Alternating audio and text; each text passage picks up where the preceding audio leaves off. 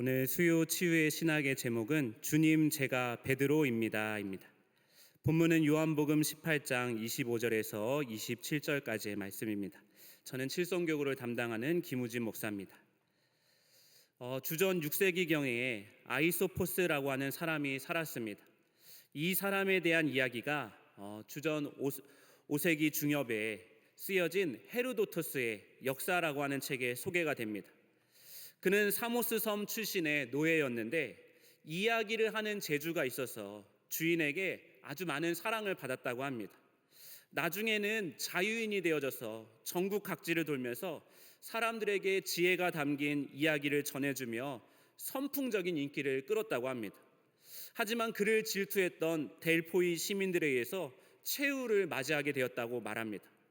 그리고 아이소포스가 전해준 이야기들이 지금까지 이어져서 이솝 우화라고 하는 책으로 읽혀지고 있습니다. 그가 델포이 시민들의 질투로 죽음을 맞이했다라고 하는 것은 그가 전해준 이야기가 단순히 사람들의 흥미를 자극하거나 호기심을 자극하는 이야기 수준이 아니었음을 말해줍니다. 그의 이야기 때문에 사람들이 따르기 시작했고 그를 칭송하며 그에게 상당한 영향력과 권력이 점점 생겼기 때문에 델포이 시민들이 그를 질투하고 그를 죽인 것입니다. 왜 이야기꾼이었던 그가 그런 영향력을 갖게 되었을까요? 이솝 우화라고 하는 말처럼 우화가 가지고 있는 힘이 있기 때문입니다. 우리가 어린아이를 앉혀놓고 거짓말을 하면 안 되는지 왜 안 되는지 논리적으로 조목조목 설명하는 것보다 차라리 피노키오라고 하는 동화 이야기를 들려주면서 거짓말하면은 이렇게 코가 길어진단다 라고 이야기하는 것이 오히려 아이들에게는 더 효과적인 교육 방법이라고 합니다.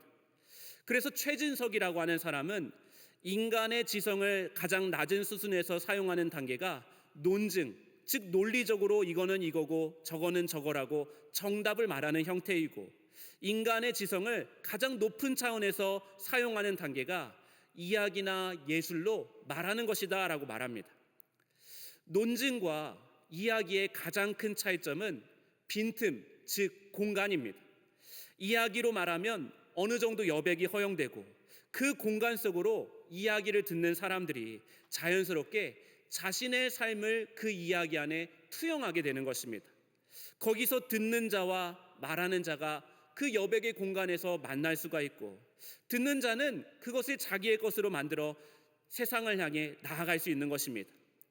예수님과 종교 지도자들도 한 가지 차이점이 있었다면 예수님은 항상 이야기로 말씀하셨고 유대 종교 지도자들은 율법이라는 논리로 말했다라고 하는 것입니다. 이야기를 듣는 이로 하여금 무엇인가 궁금하게 만들고 질문하게 만들었습니다. 반대로 논리는 옳고 그름을 따지게 만들었습니다. 그런데 문제는 오늘 옳았던 것이 내일은 틀릴 수 있다라는 것입니다.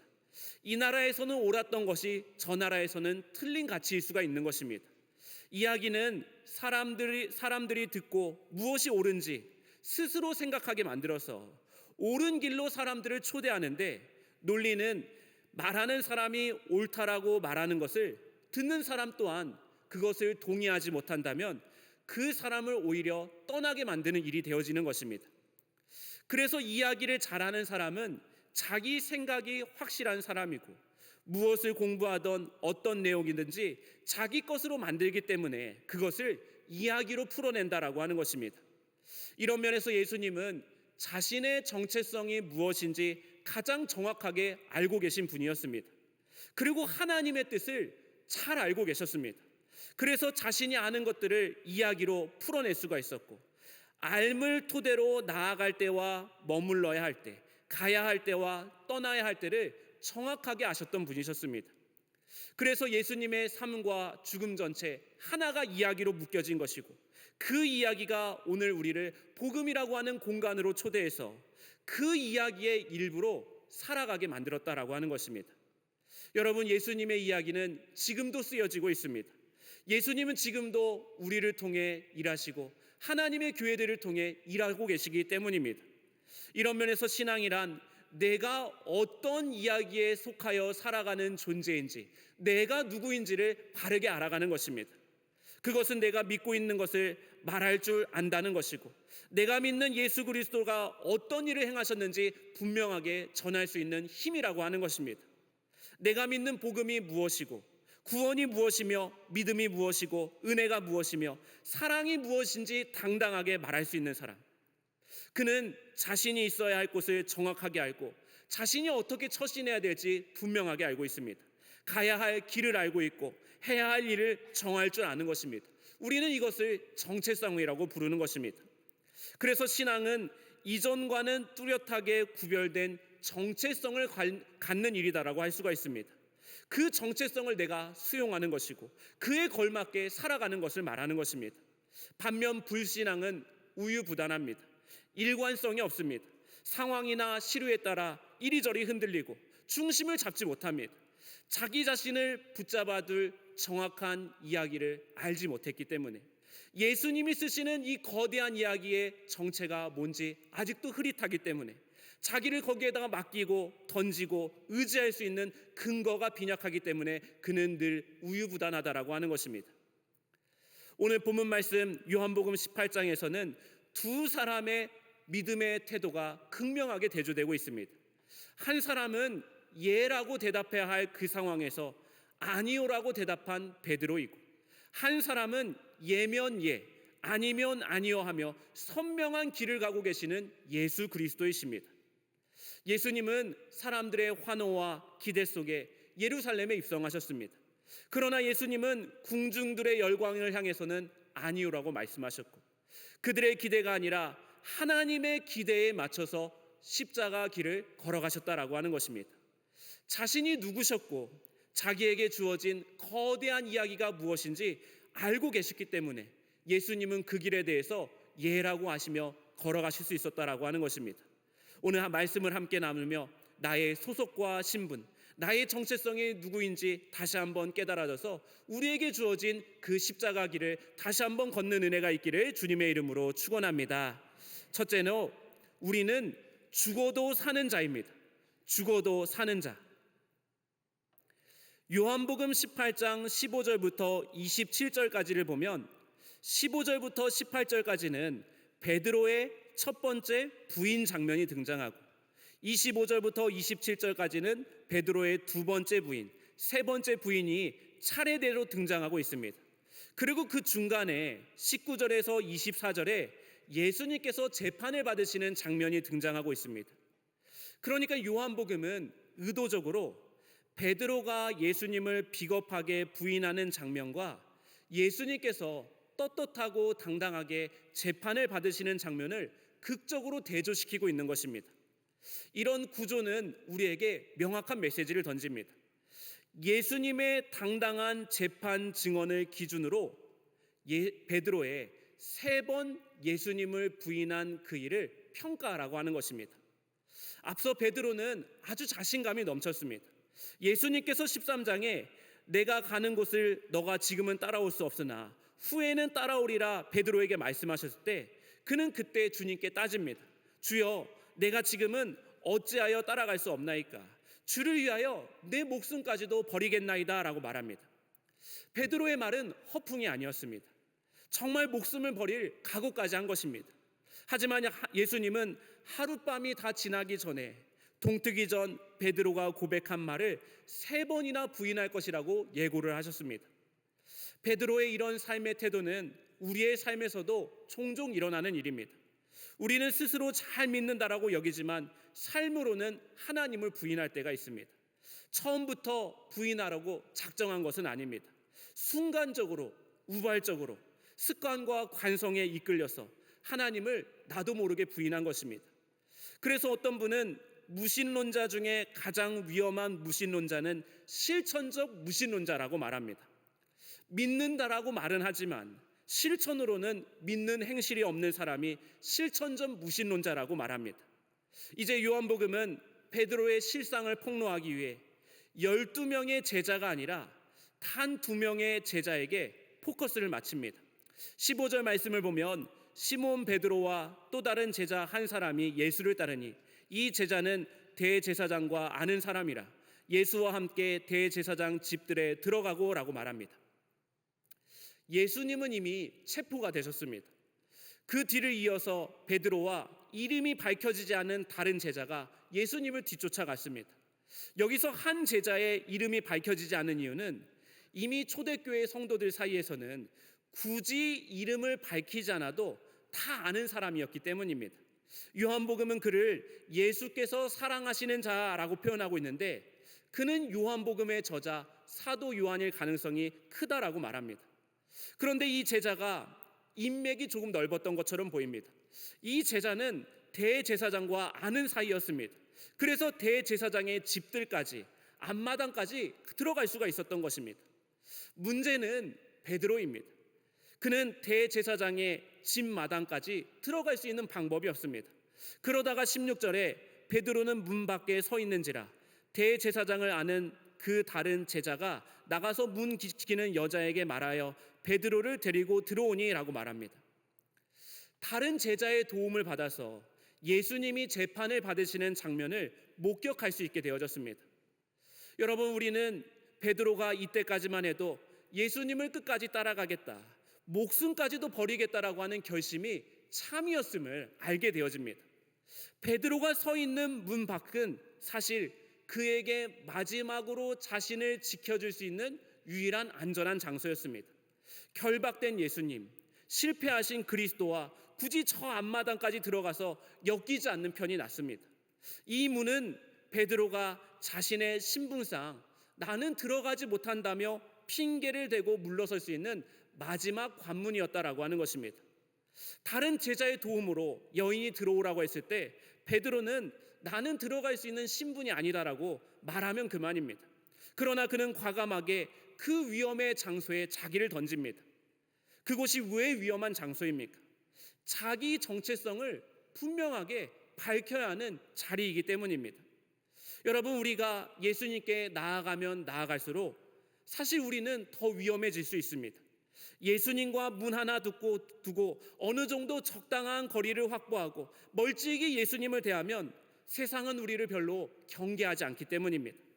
그러나 내가 누구에게 충성을 바치고 사는지, 내가 가장 사랑하는 분이 누구인지 밝히면 밝힐수록 세상은 우리를 점점 더 경계하고 멀리한다라고 하는 것입니다.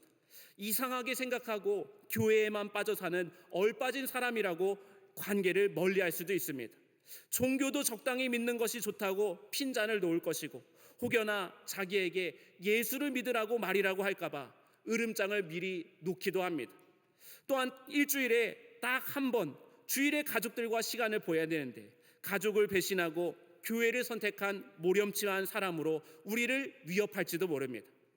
그런데 참 역설적인 것은 세상에서 우리가 자기 정체성을 지킬 수 있는 힘은 나를 힘들게 하고 나를 공경에 빠뜨리고 정말 그 무거운 고민을 하게 하는 그 대제사장의 집 앞마당, 그곳에 계시는 예수님을 만날 때 우리의 정체성이 오히려 지켜진다라고 하는 것입니다. 예수님 때문에 나도 세상으로부터 조롱도 받고 위험도 당하고 공경에 빠지는데 거기서 진짜 내가 드러나기 때문입니다.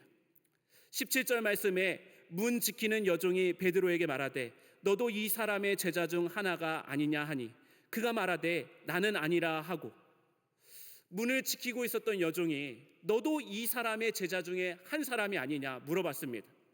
여기서 너도라고 사용된 이 표현에서 헬라어 멜하고 하는 단어는 설마 예수의 제자가 여기까지 따라온 것은 아니지요 라고 하는 의문형으로 쓰인 단어입니다. 문을 지키고 있는 여종이 지금까지 제자들이 다 뿔뿔이 흩어진 와중에 여기까지 와서 봉변을 같이 당하겠다고 결단한 제자는 설마 없겠지 베드로에게 물어본 것입니다. 결국 베드로는 이 여종이 듣고 싶어하는 대답을 해줍니다. 우쿠 에이미, 나는 아니라. 예수님께서 요한복음에서 에고 에이미, 나는 생명의 떡이다, 나는 세상의 빛이다, 나는 부활이요 생명이다, 내가 이 사람이다 라고 하면서 자기의 정체성을 드러내실 때 에고 에이미라고 하는 단어를 사용하셨는데 베드로는 우쿠 에이미, 자기의 정체성을 숨기고 예수님을 부인하고 있습니다. 사랑하는 성도 여러분, 우리는 예수님의 에고 에이미와 베드로의 우쿠 에이미, 이 둘 사이에 놓여져 있습니다. 예수님은 죽음을 통해 사는 길을 열어놓으시기 위해서 에고 에이미, 자기를 드러내신 것이고, 베드로는 당장 우선은 살고자 했기 때문에 하루하루 죽어져가는 우쿠 에이미를 선택한 것입니다. 예수님은 죽음으로 사는 길을 열어놓으셨습니다. 주님은 우리에게 안락한 삶을 약속해 주지 않으십니다. 오히려 의를 위하여 고난을 받는 자가 복이 있다라고 말씀하십니다. 세상에서 미움을 받고 환난을 당하는 자가 복되도다 말씀하셨습니다. 우리가 너무 편리하게 신앙생활하는 것은 아닙니까? 굳이 고난의 자리를 찾아가야 하나 그렇게 말하지만, 반대로 굳이 편안한 자리를 찾아가 신앙생활하고 있는 것이 아닌지 돌아보게 되어집니다. 교회가 사는 길은 다른 길이 없습니다. 세상을 향해서는 죽고 예수를 향해서는 살아나야 합니다. 그리스도인이 사는 길도 마찬가지입니다. 예수를 선택하는 것이 지금은 당장은 손해이고 고난이고 희생일지라도 그것이 내가 진정 살아나는 길임을 잊어서는 안 되는 것입니다. 주기철 목사님의 일사각오라고 하는 설교에서 그리스도의 사람은 살아도 그리스도인답게 살고 죽어도 그리스도인답게 죽어야 한다라면서 죽음이 두려워 예수를 부인하지 말자라고 설교를 합니다. 그러면서 그 목사님은 이렇게 말합니다. 풀의 꽃같이 시들어 떨어질 목숨 아끼다가 지옥에 떨어질까 두렵습니다. 더럽게 무릎을 꿇고 사는 것보다 차라리 죽고 또 죽어 주님을 향한 각오와 다짐과 정절을 지켜나갑시다. 다만 나에게는 일사각오의 결의가 있을 뿐입니다. 소나무는 죽기 전에 찍어야 새퍼렇고 백합화도 시들기 전에 떨어져야 향기롭습니다. 이 몸도 시들기 전에 주님의 제단에 바쳐지길 원할 뿐입니다. 세례 요한도 스데반도 청장년의 때에 뜨거운 피를 흘려 주님을 향한 그의 다짐을 지켜나갔습니다.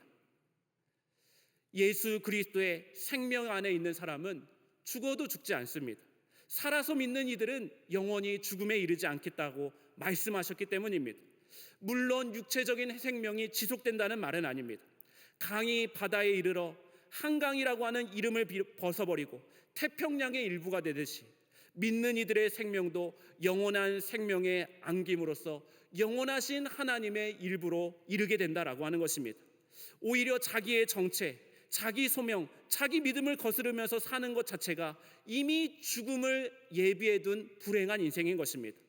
베드로가 우쿠 에이미 하는 순간 그는 이미 영생의 한 조각을 잃어버린 것이고, 그가 아니오라고 말하는 순간 그는 임마누엘의 주님을 부인한 자가 된 것입니다. 부활절이 다가오면서 항상 떠오르는 시 한 편이 있습니다. 이혜인 수녀의 부활절 아침이라고 하는 짧은 시입니다. 해마다 내가 죽지 못한 부끄러움에 얼굴을 못 드는 부활절 아침. 사랑하는 성도 여러분, 죽어야 사는 것입니다. 오늘 저 여러분이 세상을 향해 죽음을 선포하고 그렇게 죽음을 선택하며 나아갈 때 죽지 않아 썩어 고약한 냄새만 나는 그리스도인이 아니라 세상을 향해 제대로 죽고 제대로 살아나서 생명의 향기를 진동시키는 저와 여러분의 삶이 되어주시기를 주님의 이름으로 축원합니다. 둘째로, 우리는 체휴를 힘입은 자입니다. 체휴를 힘입은 자. 19절 말씀, 대제사장이 예수에게 그의 제자들과 그의 교훈에 대하여 물으니라고 말합니다. 대제사장 안나스가 두 가지를 물어보고 있습니다. 하나는 제자들의 규모, 추종자들의 숫자를 물어봤고, 또 하나는 무엇을 가르쳤는지, 유대교의 정통적인 가르침과 무엇을 다르게 가르쳤는지 물어봤습니다. 하지만 안나스의 두 가지 질문은 잘못된 것이었습니다. 하나는 무죄 추정의 원칙이 무너졌습니다.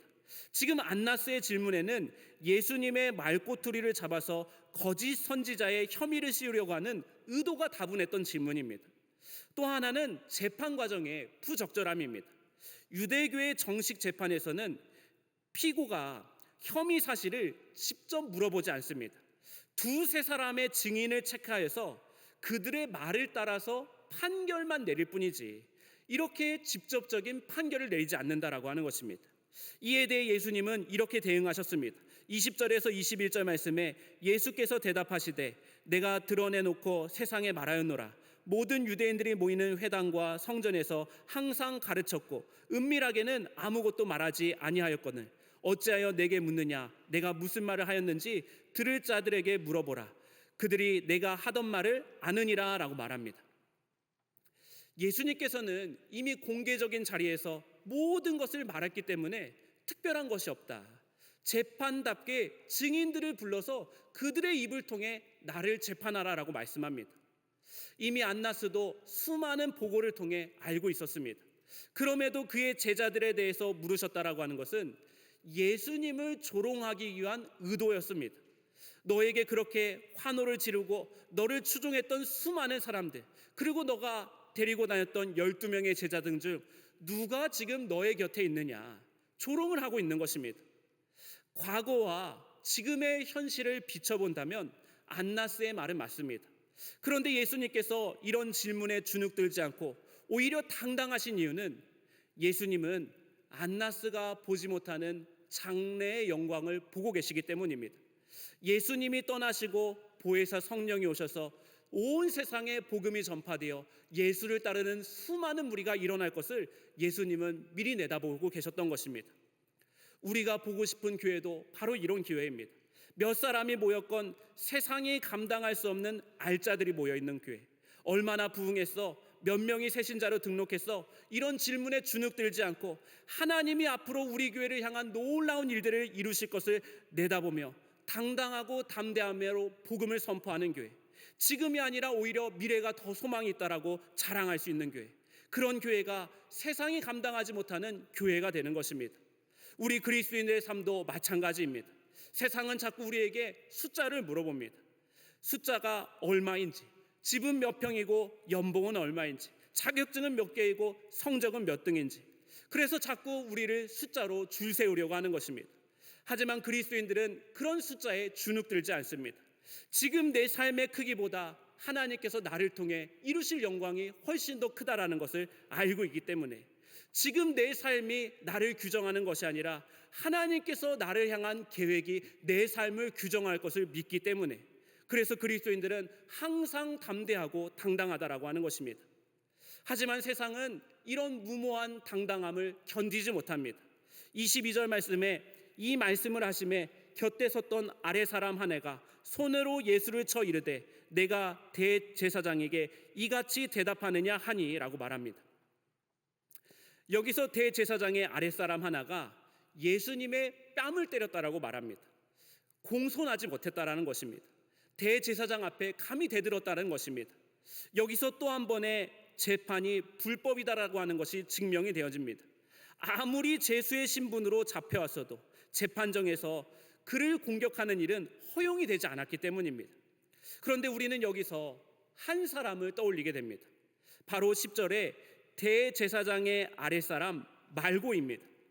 예수님이 체포당했을 당시에 베드로가 칼을 빼내어 말고의 귀를 베어버렸습니다.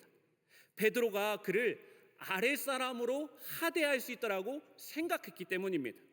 예수님은 지금 베드로가 아랫사람에게 한 그 행동을 그대로 되돌려 받고 계십니다. 재판정에서 예수님은 아랫사람, 철저히 약자, 을의 입장이 되셨다라고 하는 것입니다. 그러나 더 중요한 것은 그 취약한 자리에서 예수님은 자신의 정체성을 잃어버리지 않으십니다. 히브리서 4장 15절 말씀에 우리에게 있는 대제사장은 우리의 연약함을 동정하지 못하실 이가 아니요 모든 일에 우리와 똑같은 시험을 받으신 이로되 죄는 없으시느니라. 예수님이 이 불법적인 재판정에서 당당하신 이유는 무엇입니까? 진짜 대제사장은 안나스가 아니라 예수 그리스도이심을 예수님이 알고 계셨기 때문입니다. 이 말씀의 연약함이라고 하는 단어를 개역 한글 성경에서는 체휼이라고 번역을 했습니다. 체휼이란 몸으로 아파한다는 뜻입니다. 우리의 연약함을 마음으로만 아파하시는 것이 아니라 구체적인 아픔으로 몸으로 직접 경험하신 분이라고 하는 것입니다. 주님이 먼저 아파하셨기 때문에 우리가 오늘 드리는 그 심정을 주님은 이미 다 알고 계시는 것입니다. 대제사장이신 주님은 우리가 상처와 아픔으로 소리조차 내지 못하며 눈물 흘리며 기도할 때 체휼의 마음으로 우리와 함께 우리를 위해 중보하시는 그리스도시다라고 하는 것입니다. 전우익이라고 하는 작가는 이런 말을 합니다. 소나무는 상처로 관소를 만들고 감나무는 상처로 아름다운 무늬를 만드는데 우리도 상처로 좌절하지 말고 상처를 딛고 보다 나은 사람이 돼 보십시다. 사랑하는 성도 여러분, 주님이 우리의 아픔을 다 직접 겪으시고 이미 다 알고 계십니다. 그 채울하시는 주님의 손길에 나의 상처를 맡겨드리면 그것도 주님께서 사용하시는 놀라운 재료가 되어져서 하나님의 도구가 되어지는 것입니다. 오늘 저 여러분이 흙을 빚어 아름다운 도자기를 빚는 도공처럼 고통과 슬픔을 빚어 아름다운 노래로 바꿔주실 그 예수 그리스도 한 분만 붙들고 살아가는 귀한 삶이 되어지시기를 주님의 이름으로 축원합니다. 셋째로, 한계와 연약함이 폭로된 자입니다. 우리는 한계와 연약함이 폭로된 자입니다. 25절 말씀, 시몬 베드로가 서서 불을 쬐더니 사람들이 묻되 너도 그 제자 중 하나가 아니냐? 베드로가 부인하여 이르되 나는 아니라 하니. 베드로의 두 번째 우쿠에이미입니다. 어두운 밤이었습니다. 베드로는 불 곁이 아니라 조금 거리가 띄어진 곳에 있었기 때문에 그의 얼굴이 잘 드러나지 않았습니다. 긴가민가 하는 와중에 낯선 사람이 베드로에게 너도 아니냐 물어봤습니다. 베드로는 나는 아니다 대답했지만 그 질문과 대답으로 사람들이 베드로를 주목하기 시작합니다.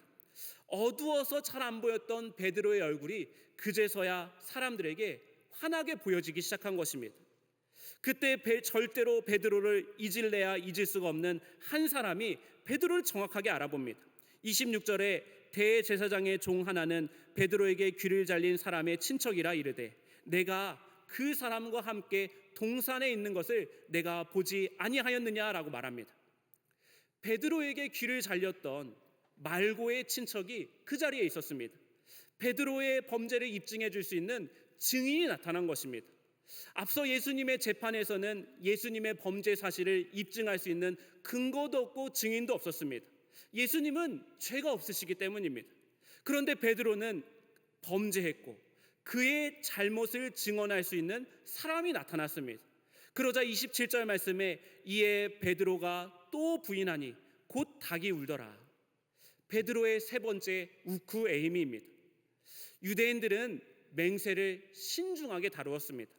베드로가 세 번 주님을 부인하고 나는 아니다 맹세한 것은 내가 다시는 예수와 상종하지 않겠다라고 하는 맹세와 같았다라고 하는 것입니다.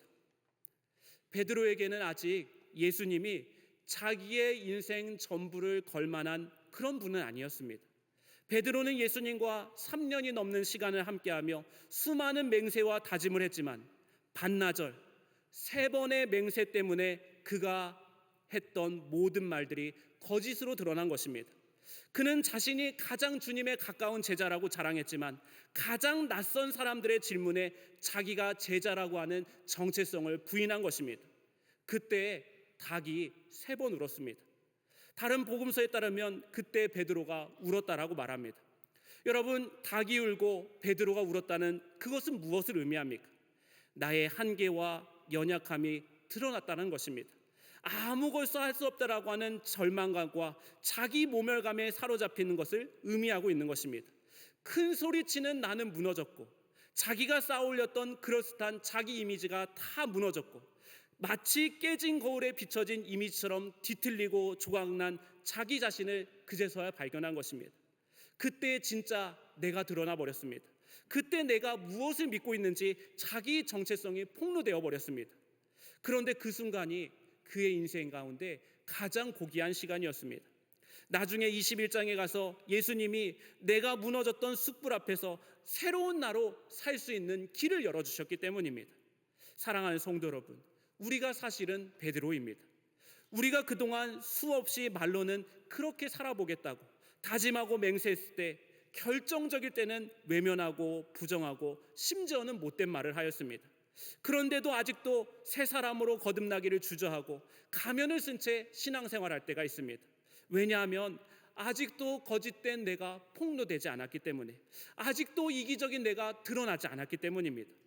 그러나 가장 귀한 은혜는 빨리 나의 실상이 폭로되어 버리고 빨리 내가 무너져 버리는 일입니다. 그래야 제대로 다시 시작할 수 있기 때문입니다. 체면이 중요한 것이 아닙니다. 그 무서운 것은 신앙의 가면을 계속해서 쓰고 벗지 못한다는 것에 있습니다. 오늘 우리의 삶에도 닭이 울어야 됩니다. 닭이 3번 울어야 됩니다. 그 울음소리가 내가 있어야 할 원래의 자리로 나를 인도하여 주는 울림으로 자리매김할 줄 믿습니다. 기도하시겠습니다. 주님, 우리가 베드로입니다.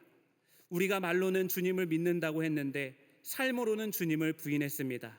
주님, 우리의 인생에도 닭 울음소리를 들려주시옵소서.